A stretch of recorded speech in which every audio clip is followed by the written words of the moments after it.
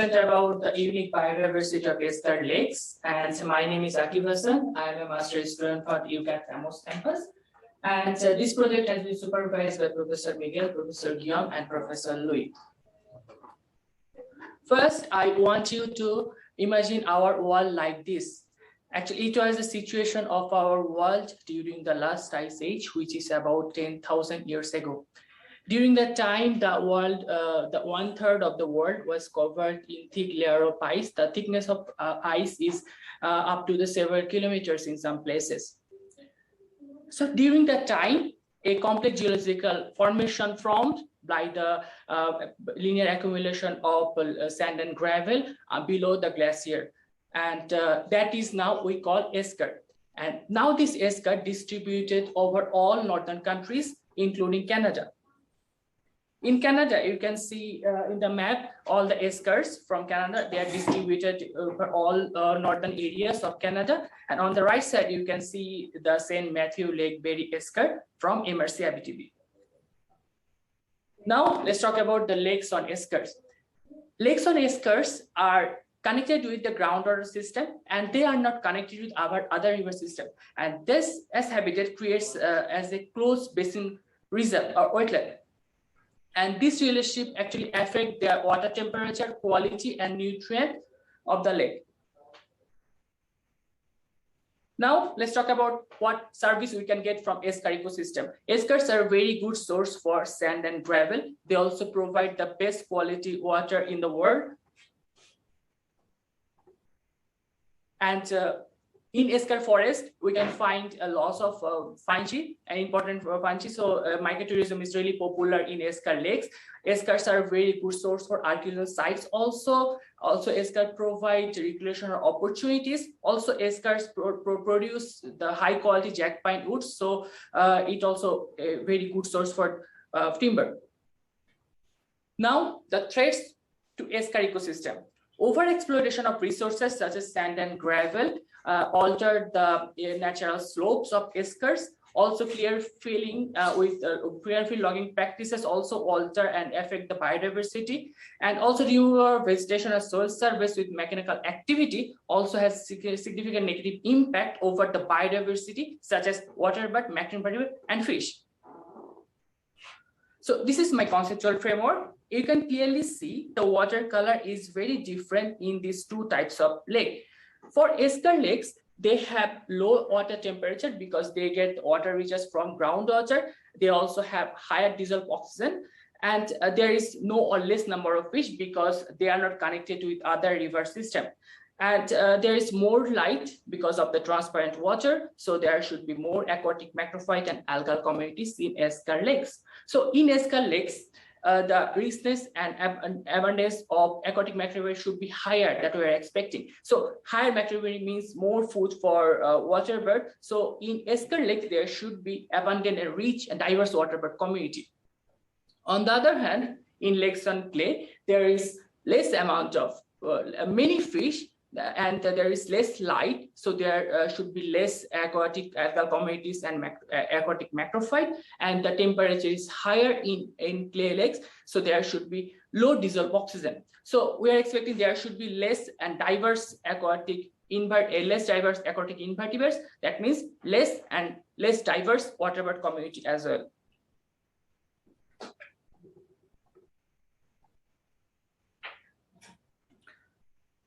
So now let's talk about the factors that affect the waterbird habitat. The abiotic factors such as pH, depth, temperature, dissolved oxygen, lake area, and nutrients affect the waterbird habitat use. Also, biotic factors such as food resources, competition with fish, and macroinvertebrate also affect the habitat use of waterbird in lakes. Now, aquatic community. Aquatic community affect the aquatic ecosystem energy transfer into the food web, and they also indicate the lake hydrological history and ecological health of a lake, and they are also provide essential nutrients to waterbird, especially their breeding season. Now, the objective and hypothesis of my study. Our objective was to evaluate the waterbird biodiversity associated to Esker lakes and assess their environmental drivers. And our first specific objective is to assess the aquatic resources for waterbird in lakes, such as type of habitat, quality and quantity of macrophyte, and macroinvertebrate communities. Our second specific objective is to assess the species richness, evenness, and diversity of waterbird. Also record the occurrence of species such as common goldeneye and Bonaparte's gull, which can be possibly linked to the fishless lakes on Esker. So our first hypothesis was that the abundance and diversity of macroinvertebrate will be higher in Esker lakes because there is high availability of resources and reduced fish predation. Our second hypothesis is that the richness and diversity of waterbird will be higher in cattle lakes because of the available resources for their feeding.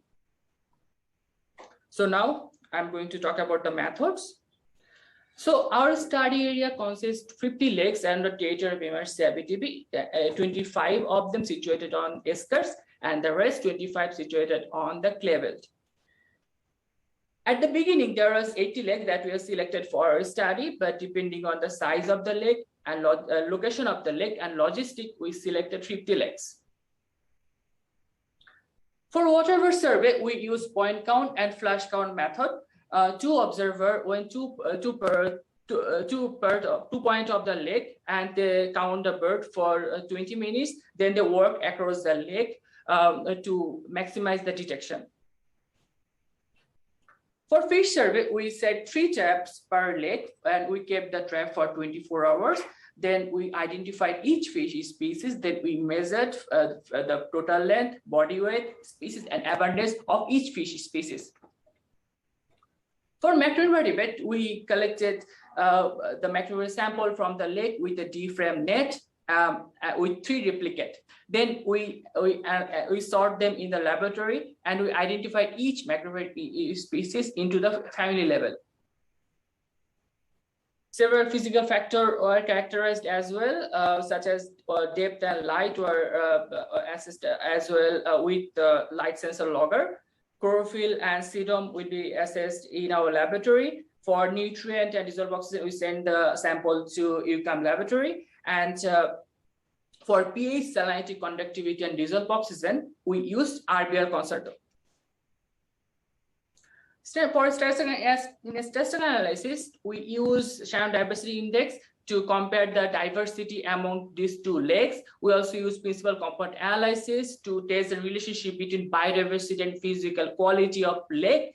We also use general linear mixed model with Poisson distribution to see the physical variables effect on the biodiversity. We also use multi-level pattern analysis. We indicate species to select the association of certain species with a certain lake. Now I'm going to show you the preliminary results. So for Waterbird diversity, the median Shannon diversity index is lower in Esker lakes compared to the lakes on clay, but the difference is not significant. But the mean abundance, total abundance, and total richness also low in Eskers. For fish diversity, there is a significant difference. The median fish diversity index is lower in Esker lakes compared to the lakes on clay. For macroinvertebrate, the difference is not significant. The median is slightly lower than lakes on clay, and mean abundance, total abundance, mean richness also low in Esker lakes. For physicochemical variables such as nutrient like total phosphorus and total nitrogen and dissolved organic carbon, the concentration was lower in Esker lakes compared to the lakes on clay. For dissolved oxygen, the percentage was higher in Esker lakes compared to the lakes on clay, but the salinity was lower in Esker lakes compared to the clay lakes. For conductivity, the concentration was lower in Esker lakes compared to the clay lakes. For pH, the median value in Eskers is slightly lower than lakes on clay. Now, for indicatory species, we found the strong association of common goldeneye Canada goose with Esker lakes. Common goldeneye prefer lakes without fish because during their breeding season, they don't like competition with fish species. In clay lakes, we found ring-necked duck and hooded mergansers, strong association with clay lakes because they prefer fish for their feeding. In Esker lakes, we also found fish like yellow perch, strong association with Esker lakes. And in clay lakes, we found fish species like northern red-bellied dace, fatted minnow, and northern five-scaled dace, strong association with clay lakes. For indicator macroinvertebrate, we found Pallidae family and order Odonata strong association with Esker lakes. Pallidae family requires this more dissolved oxygen for the survival in the water. For indicator macroinvertebrate in clay lakes, we found the Coleoptera family and the giant waterbird strong association with clay lakes. So these are principal component analysis in two different lakes. In clay lakes, we can see the correlation with the phosphorus, carbon, pH with waterbird richness.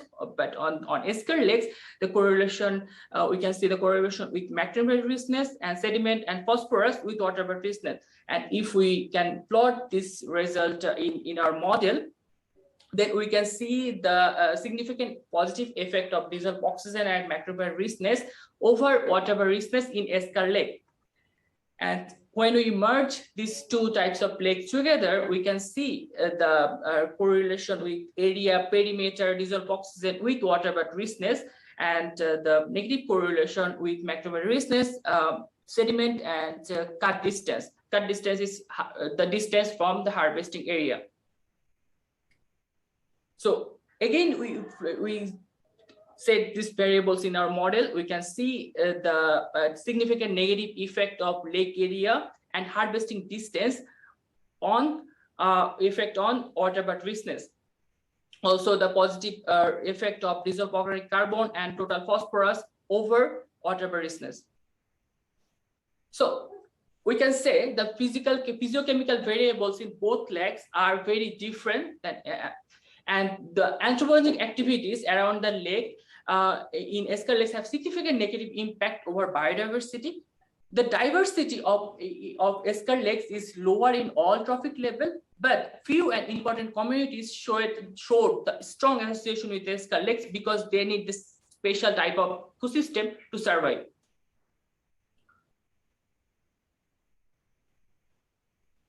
So I want to thank my Professor Miguel, Professor Guillermo, Professor Louis for supervising me for this interesting project. I also want to thank my collaborator, Professor Jen and Professor Anushka. And thank you everyone for listening.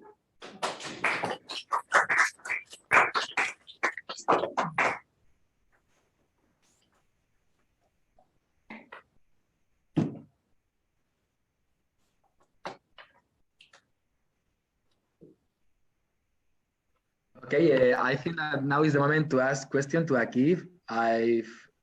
The supervisor, we have many questions for you. I don't know if we are going to ask everything now, but I want to let the first things for the people in the room. Michelle, Fabio? I just want to ask, you talked about the human impact, like anthropologic impact. I want to ask you, was it mostly from forestry, like clear cuttings, or it was roads or like human habitation or things like that? Different activities have different impact. The activities such as mining has a different impact on Esker ecosystem, and activities like forestry, forest logging also have a different impact. And mainly this, I saw these two are significantly affecting the Esker lakes and Esker ecosystem because the extent of this activity is very high. When they extract the sand and gravel from Esker, it creates a huge hole in Eskers, and it alters the bedrock and also alters the overall ecosystem. And for harvesting, it actually affects in a long term for lake health. We found that with the increased number of harvesting, there is a decreased number of waterbird richness with our modeling. So maybe there is some effect definitely. Akibe, I think that Michelle want to know, because you didn't explain nothing about the anthropic variable that we measure. For example, we measured the number of summer house. You didn't explain this in deeply. And also the distance for the harvest, no operation. The thing is that in the method, I think that you must describe this kind of variable and why we measured this, okay? Okay. For the next person. Fabio, you have to. Okay, it's very nice to see that there is someone that start to analyze the results, and it's very good for all the team here, I think. So well done, Kim. And another thing is I wanted to ask you, firstly, one simple thing. What was the highest challenge of your samples, like it was fish or other variables? What was the highest challenge? The highest challenge in my project was time, because in summer we had 50 lakes to sample, and we had different components in biodiversity, such as fish, waterbirds, and macroinvertebrate. So time was really limited for us. Also, there was many fish, so identifying each fish species in the field was really difficult, and also measuring them. So and doing everything in the field within the time frame was really difficult. Also in the lab, we had like 150 samples for macroinvertebrate, and at the beginning each macroinvertebrate sample so are taking like 7 days. So we are thinking it will take me years to finish the whole samples. So during that time also, time was the challenge. Okay. But good thing is that I almost finished everything. And just about the logistics and some variables that were particularly challenging in the field, you can say something about that, or everything was going as expected? I don't know. Everything was going as expected. Like we expected in Esker Lakes there will be more waterbird, but in the practical it is not the case. But it's more about the community that lives in Eskers. Those communities are different, so it is it's more about the species. So it's not everything the data is not everything we are expecting, but it is what the science tells us. Okay. So now I have a question about the interpretation of the results, because if you write a discussion slide and you say, we saw that the physics and the chemistry between Esker Lake and Clay Lake is different. So it's not a real discussion actually, because you have to go more in depth on the interpretation of the results, because if the discussion is that one, actually, I know the answer even if I do not conduct the study, because I see that just seeing an Esker Lake and after going a Clay Lake, so I see it's different, you know. So you have you have to go more in depth, I think, in interpretation. I used t-test to test the difference, the values for nutrients such as total phosphorus, total I understand. There is a statistic and you say it's different, but you have to explain, and the discussion is just to say why it's different, or exactly. What is the implication about that. Again, the interesting is not to say if it's different or not. The interesting is explain why, which factors are explaining this kind of variation that make difference Esker from Clay Lake. And in this, you have, I know that we were talking so much time in the different interpretation, but you didn't say nothing deeply in this presentation today. Okay. Yeah, just an advice for the next time because okay, you see that it's different, but actually I know already from my office that is different probably, and you you have to go a little deeper. Okay, thank you. I will explain more next time. But in this case, we are very happy that we see first results. Thank you. Okay, I can speak. Akif, for me, my comment is like, first of all, congratulations. I really like the slide. You put in values the project, the story. Each slide show something with quality. My critique is that when you were trying to show your project, that is like not connection. It's like, okay, now the method, now the survey of birds. No, you must to connect because it's only one story. It's not like one slide, one something. No, everything is connected. And I think that you can show this better. You put many results, but some of them you didn't put the test, you know, the significant test. And also I think that we must to select all the results because there is many results and the people can lose the focus, you know, in some of them. For example, sometimes you show the table with the GLM result and we have no time to see, you know, which factor, which variable are behind. And like Fabio say, for me, the most important is explain the story and explain what is the factor involved in it in the biodiversity level. Do you know which factor explain the biodiversity of Esker and Clay Lake? And in this, I think that you can to develop more and add more detail about the method. But in general, this is a very good presentation. And do you know, it's only improved a little bit for, do you know, for the final seminary. Then congratulations, and we are going to speak more deeply in another moment. Okay, thank you.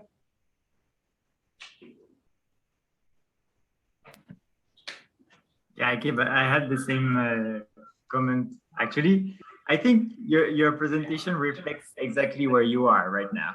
You are like in the middle of your analysis, in the middle of your results, and you have all of this, and you say, hey, I found this and this and this and this and this. But now the next challenge will be to do the story. Like, yeah, you have many interesting results, and they all connect nicely together, I'm sure, but you still need to do that. But it's very nice to see the results, actually, like that. We saw the entire project that has been built since almost 2 years now, and it's very nice to see that there are something very nice coming out. And I think one thing that you showed very nicely is that, yes, we knew kind of that the Esker Lake and Clay Lakes were different, but now your result that is showing it like very clearly. And not only on the physicochemistry, but on many trophic level of the food web. And this is a very nice result. And I had like one question. You showed that there were some species that had like that were indicator, either of Esker or Clay Lakes. You had like some macroinvertebrate species. You talked about like the Tailidae, like the stoneflies, but yes. You had also dragonfly. Do you have an idea why the dragonfly could be an indicator of an Esker lake? Maybe dragonfly requires the types they prefer the more sunlight, and the Eskers lakes are bigger, so we can see more dragonflies in Esker lakes. Also, when they don't, there is less fish. So in lakes there is less fish. We saw more dragonflies. So so that may be one reason why the order prefer Esker lakes more than Clay lakes. Also, the lake health may be one indicator. For example, for Pallidae family, they prefer Esker lakes because they get more dissolved oxygen in those lakes. And so, yeah, this respiration and this type of things can explain their presence in Esker lakes. Yeah, I think that the competition with fish is definitely something that influences it. But maybe Jen will say something about it. Do you have a question, Jen? Yeah, great presentation. It was so nice to see some of the results there. I was thinking about the same thing, of course. I'm thinking about the bugs that you're seeing and why they're there. And do you know what dragonflies eat? Are they eating plant life, or are they eating other bugs? Are they predators, or are they eating plants? Sometimes when they're mature, they eat a lot of things. They also eat other invertebrates, and sometimes they also eat something from plants also. But when they're little, they take their diet mostly from the water. So it depends on different stages of their life. But what are they taking from the water? Because they're not eating water. They're not surviving on water. What are they eating in the water? Maybe smaller zooplankton or larvae or other invertebrates. Yeah, dragonfly larvae or nymphs are amazing because they have this gigantic jaw. They have this gigantic lower jaw, and it's almost like an arm. They can scoop it out and they can get food. And one of the things I do when I tell people about bugs, I have a video of actually dragonflies eating small fish, like catching small fish. So they'll eat fish, they'll eat tadpoles, they'll eat insects. They are voracious predators.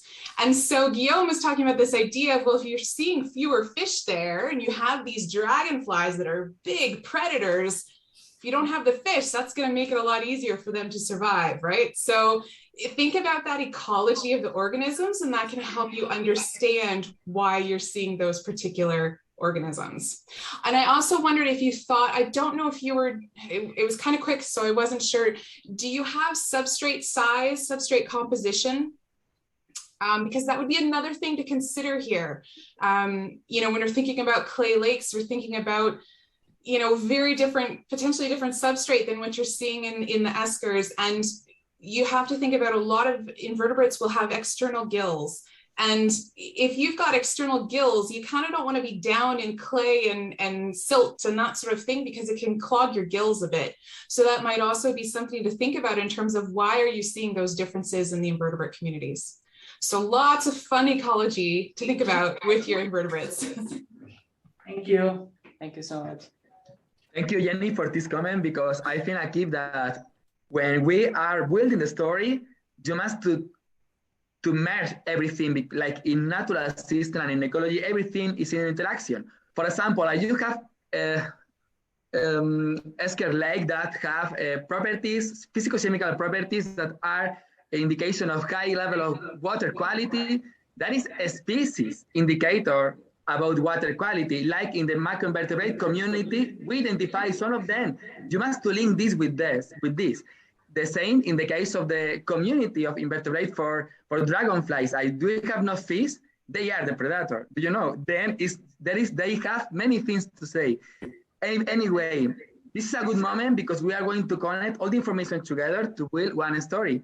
And each result has many things to tell us. Okay. Thank you. Louis. Yeah, hello, Akib. It was nice to see the first results and really well done, really good. I have at least two questions about the fish that you found on Esker lakes. To what extent are you sure they were naturally present or introduced? For Waterbird, maybe it is more anthropogenic effect on Esker lakes because the more Waterbirds we found on those places where there is summer house present, or there is the lake is being used for recreational purposes. So it can be linked with them. Also, we talked with a person who intentionally implanted the Waterbirds on Esker lakes, he said. So maybe they're introduced by humans.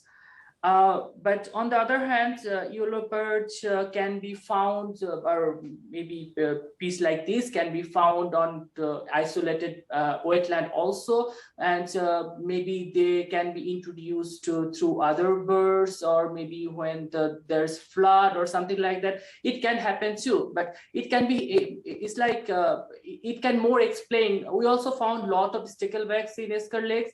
But our association, our test doesn't show the sticklebacks in here, because we also found the same amount of sticklebacks in clay lakes, so it cancelled the whole things. But the abundance of sticklebacks was higher in Esker lakes than yellow perch. But people doesn't implant stickleback in Esker lakes, so it can be implemented naturally. It can be through other species. It can be through maybe flooding or any other thing. Okay, thank you. And also, when you, I think in your analysis, you pulled all waterbird species together, but we had a nice discussion about what animals eat. And I think some waterbirds, for example, they rely mostly on invertebrates. Others are really strictly feeding on fish. So perhaps you could try to think to pull waterbirds into guilds of what they eat to see some different patterns into their different kind of lakes. It's just a thing to think about. Okay, thank you.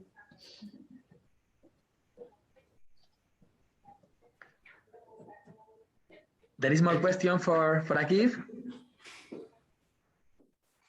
Okay, I don't think so. Anyway, Akif, congratulations for this nice presentation. Good luck with the next step, that is prepare this for the final seminary in 3 weeks.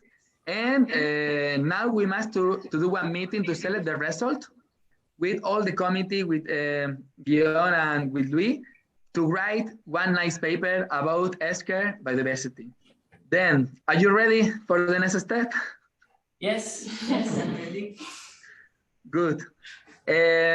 Happy nice week for everybody. I see you the next week. I'm in my last week in Spain. I see you soon, okay? Thank you.